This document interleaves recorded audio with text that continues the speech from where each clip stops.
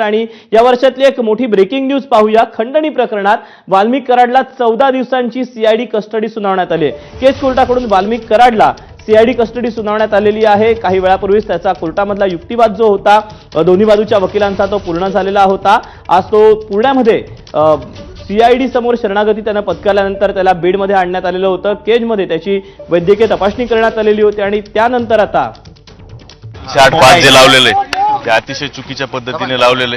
त्यांच्या पोलीस कोठडीची कुठली आवश्यकता नव्हती। मुळामध्ये एफआयआर जर पाहिला तर एफआयआर मध्ये त्यांच्याकडनं जप्ती करण्यासारखं काही नसतानाही इन्व्हेस्टिगेशन ऑफिसरनं कोर्टासमोर जे सांगितलेला विषय आहे त्यांच्याकडनं जप्ती करायचे ते अतिशय चुकीचा विषय। मुळामध्ये हा जो एफआयआर नोंदवत असताना जे कलम लावण्यात आलेत खंडणीची, खंडणी मागितली आणि खंडणी दिली आणि खंडणी घेतली, याच्यामधले वेगवेगळे प्रकार बीएनएसएस कायद्यात नवीन कायद्यात आलेले आहेत। त्याच्यामध्ये 308, 2, 3, 4, 5 लावलेले। मुळामध्ये या प्रकरणात या एफआयआर मध्ये 308, 5 हे लागू होत नाही। हे लागू होत नसताना ह्याच्यामध्ये 308, 5 लावलं की मुळात चुकीचं आहे। म्हणजे मी आपल्या मीडियामार्फत मी सर्वांना आवाहन करतो की जे कायद्याचे अभ्यासक आहेत त्यांनी कलम 308, 5 पाहावं आणि एफआयआर पाहावं। हे जर पाहिलं तर या प्रकरणातली वस्तुस्थिती जी आहे ती महाराष्ट्रासमोर येईल।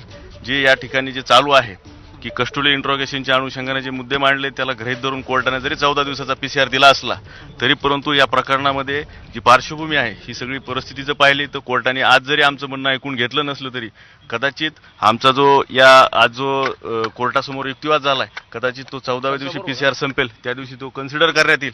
परंतु मी आपल्या या मीडियाच्या माध्यमातून सर्वांना आवाहन करतो जे कोणी कायद्याचे अभ्यासक आहेत त्यांनी कलम 308, 5 पाहावं आणि एफआयआर पाहावं। मला असं वाटतं की हे जर पाहिलं या प्रकरणातली वस्तुस्थिती जी आहे ते महाराष्ट्रासमोर येईल आणि यातला एक महत्त्वाचा दुसरा मुद्दा असा आहे तो म्हणजे हत्या प्रकरणाचा तपास होणार आहे। संतोष देशमुख हत्या प्रकरणाचा तपास करणार आहे। चुकीचा त्या प्रकरणामध्ये त्या बाबतीमध्ये चुकीचा युक्तिवाद करण्यात आलेला आहे। मुळामध्ये जे दुसरा जो गुन्हा होता अट्रॉसिटी आणि पूर्वी झालेला त्याच्यामध्ये दोषारोप पत्र न्यायालयात दाखल झालेलं आहे। आणि दुसरी महत्त्वाची बाब त्यांनी जरी तपासामध्ये असं म्हणत असतील की त्या प्रकरणाशी संदर्भात जो विषय आहे तो तपासाचा भाग आहे, आज त्याच्यावरची टिप्पणी करणं संयुक्तिक होणार नाही। परंतु आज प्रथमदर्शनी जो खंडणीचा एफआयआर आहे त्यामध्येच त्यांना कोर्टामध्ये हजर केलं आणि त्याच्यामध्ये ती पीसीआर मागितली आणि त्यांना 14 दिवसाची पीसीआर त्या ठिकाणी याच्यामध्ये आम्ही जशी वकिली व्यवसाय करतो तसे अनेक खंडणीचे गुन्हे पाहिले। परंतु महाराष्ट्रामध्ये मी पाहिलेलं माझ्या वयातलं म्हणजे मी 2006 पासून वकिली करतो ते आज 2024 आहे। आजपर्यंत कित्येक खंडणीच्या गुन्ह्याची प्रकरणाची हाताळणी केली। परंतु या ठिकाणी मला सांगायचं मीडिया ट्रायलच्या म्हणजे मीडिया ट्रायल जे आहे की 14 दिवसाची सुद्धा कोर्ट पोलीस कस्टडी देतं।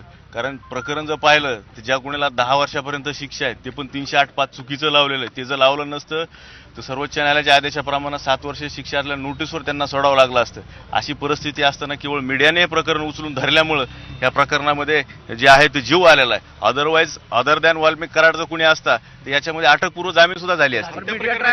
राजकीय दबावाचा मुद्दा सुद्धा मांडताय नाही, याच्यामध्ये काय पॉलिटिकल प्रेशर राजकीय ह्याच्याबद्दल मला मत व्यक्त करता येणार नाही। परंतु जे काय दिसतं टीव्हीला सकाळीला उठल्याच्या नंतर बातम्या ते संध्याकाळपर्यंत ते जर पाहिलं तर निश्चितच खंत वाटते की मीडिया ट्रायलमुळे एखाद्या माणसाला म्हणजे त्या ठिकाणी जर अदर दॅन वाल्मिक कराड परत रिपीट करतो अदर दॅन वाल्मिक कराड व्यक्तीवर जर अशा प्रकारचा गुन्हा दाखल झाला असता तर निश्चित मी एक वकील कायद्याचा अभ्यासक म्हणून सांगतो त्या ठिकाणी अटकपूर्व जामीन मान्य न्यायालयाने दिली असते। ते मी सांगू शकत नाही, ते तपासाचा भाग आहे। काय म्हणणं आहे की इतके दिवस हा सगळा वेळ लागलेला आहे म्हणजे तपासामध्ये कुणाची चूक आहे काय काहीतरी ते तपासी अधिकाऱ्याचा संबंध आहे। याच्यामध्ये वकिलाचा किंवा कोर्टाचा काही संबंध नाही। तपासी अधिकारी ते न्यायालयाला सांगतील। तुम्हाला या पुढच्या काळामध्ये अपेक्षा काय आहे, काय निर्णय येऊ शकतो? न्यायदेवतेवर सर्वांनी विश्वास ठेवा, न्यायदेवतेवर सर्वांनी विश्वास ठेवा। आमचा न्यायदेवतेवर विश्वास आहे। न्यायदेवता वाल्मिक कराड माझ्या पक्षकाराला न्याय देईल संदर्भातली जी मागणी आहे तेव्हा वाल्मिक कराड याच्या वकिलांनी त्यांची